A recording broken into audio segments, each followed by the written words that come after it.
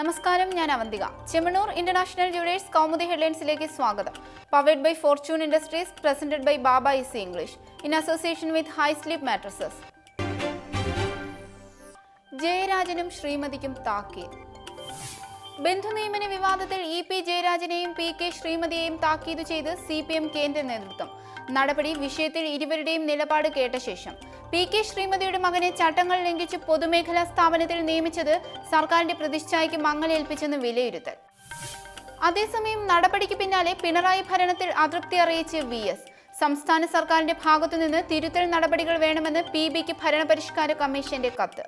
ഇങ്ങനെ പോയാൽ ശരിയാകില്ലെന്നും VS. തുടർച്ചയായ വിവാദങ്ങൾ സർക്കാരിനെതിരെ ഉണ്ടാകുന്നു. ആദ്യഘട്ടത്തിൽ തന്നെ ജനവികാരം ഗവൺമെന്റിനെതിരാകുന്നു. അഴിമതിക്കെതിരെ ശക്തമായ നടപടി വേണമെന്നും VS അച്യുതാനന്ദൻ. അദ്വാനിക്ക് വിചാരണ.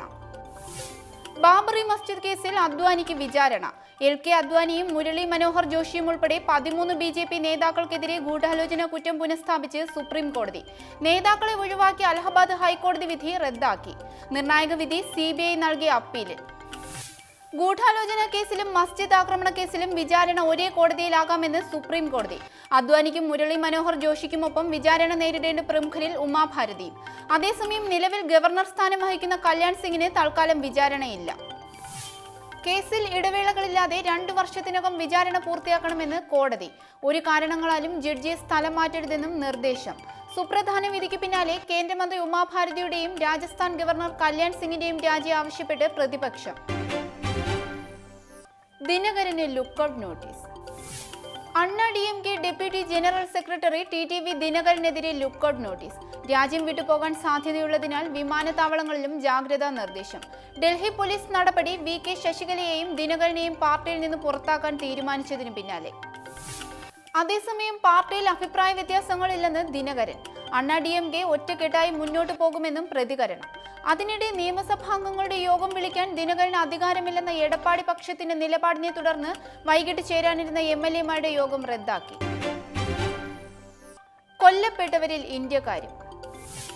അഫ്ഗാനിസ്ഥാനിൽ അമേരിക്ക നടത്തിയ ബോംബാക്രമണത്തിൽ 13 ഇന്ത്യക്കാർ കൊല്ലപ്പെട്ടതായി റിപ്പോർട്ട്. എന്നാൽ അഫ്ഗാൻ ന്യൂസ് ഏജൻസി പുറത്തുവിട്ട വാർത്ത സംബന്ധിച്ച് ഔദ്യോഗിക സ്ഥിരീകരണമില്ല. നൻഗർഹാർ പ്രവിശ്യയിലെ IS ക്യാമ്പിൽ അമേരിക്ക നടത്തിയ ആക്രമണത്തിൽ 96 പേർ കൊല്ലപ്പെട്ടിരുന്നു.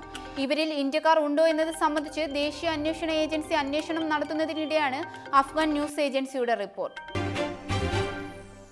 ഇന്നത്തെ സ്വർണം വെള്ളി നിരക്കുകൾ.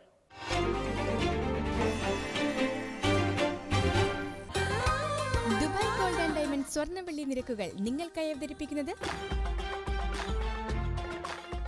Dubai gold and diamonds, India, UAE, Oman, Bahrain. സ്വർണം ഗ്രാമിന് 2790 രൂപ, പവൻ 22,320 രൂപ, വെള്ളി ഗ്രാമിന് 46 രൂപ. ദുബായ് ഗോൾഡ് ആൻഡ് ഡയമണ്ട് സ്വർണം വെള്ളി നിരക്കുകൾ നിങ്ങൾക്കായി അവതരിപ്പിച്ചത് Dubai gold and diamonds, India, UAE, Oman, Bahrain. Chemmanur international jewellers Kaumudi headlines സമാപിക്കുന്നു. Powered by Fortune industries, presented by Baba easy English in association with high sleep mattresses. അടുത്ത ഹെഡ്ലൈൻസ് വൈകിട്ട് 5:30. നമസ്കാരം.